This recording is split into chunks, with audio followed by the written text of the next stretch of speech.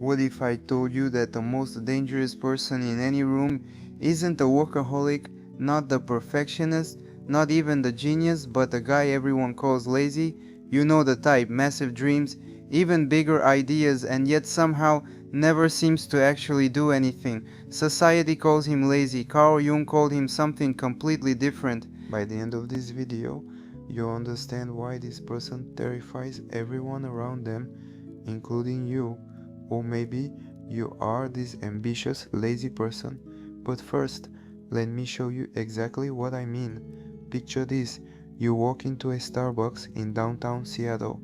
At the first table, there's Sarah, MacBook open, colorful planner, typing like a machine. At the other table is Mike scrolling his phone, half awake and hasn't touched his notebook in over an hour. Who would you bet on to change the world? Hold that thought, because what I'm about to tell you will flip everything you think about success on its head. Mike has an idea that could revolutionize urban transportation. Sarah is updating her LinkedIn bio. Interested in a hurry tone. Mike sees solutions to problems Sarah doesn't even know exist.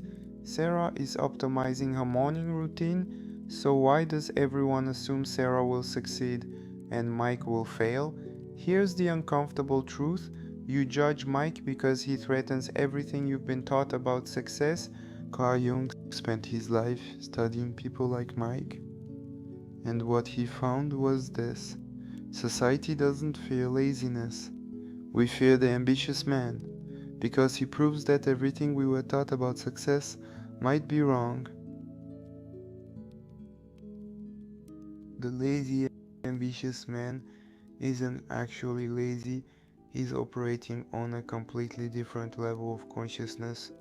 While everyone else is running in circles, he's playing a different game. But what happens when someone refuses to react the way you expect? If you've ever felt misunderstood or underestimated, this video is for you. This is the lazy, ambitious man, a walking contradiction. He dreams bigger than anyone you know, but might not get out of bed until noon. He has insights that could shift entire industries but won't even change out of his pajamas. He sees opportunity everywhere but seems to pursue none of it.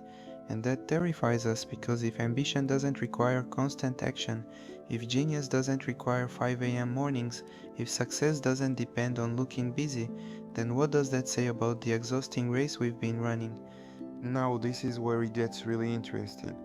Jung discovered something that explains exactly why this person makes you so uncomfortable, and it has nothing to do with laziness.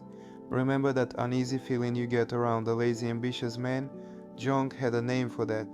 Quick question: when was the last time you did something just because you wanted to?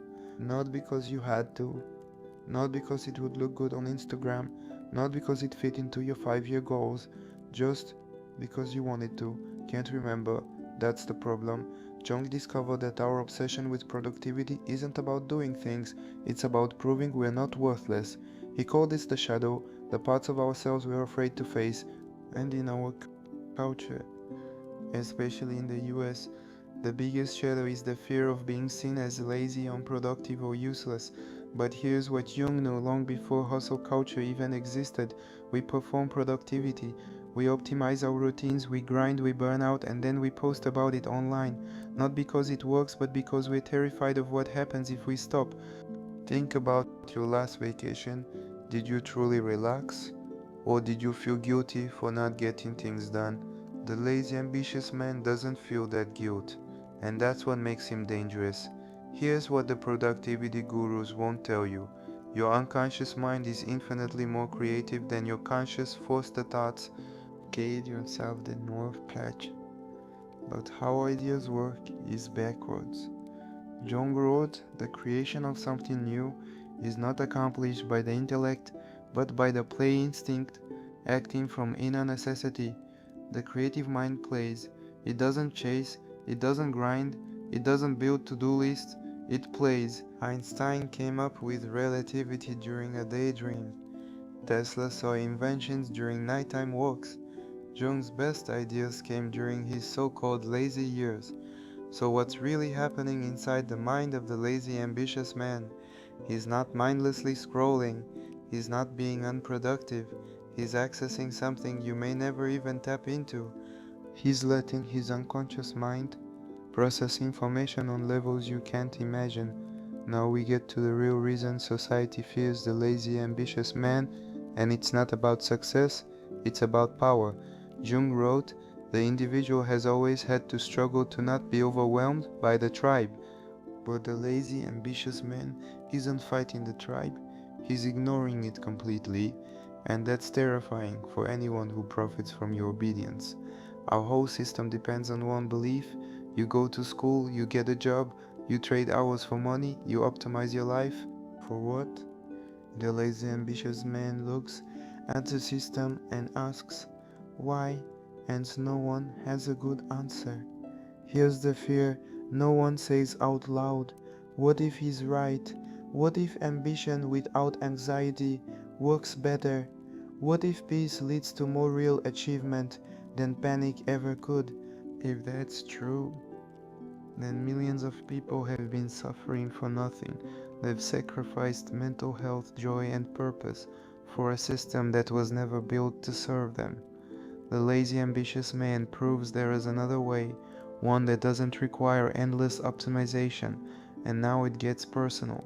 Carl Jung was that man. They called Jung mystical, impractical, wasting potential. The world saw him as brilliant but useless. He spent years exploring his own mind, writing in journals no one read. Sound familiar? Maybe you're a lazy, ambitious man too.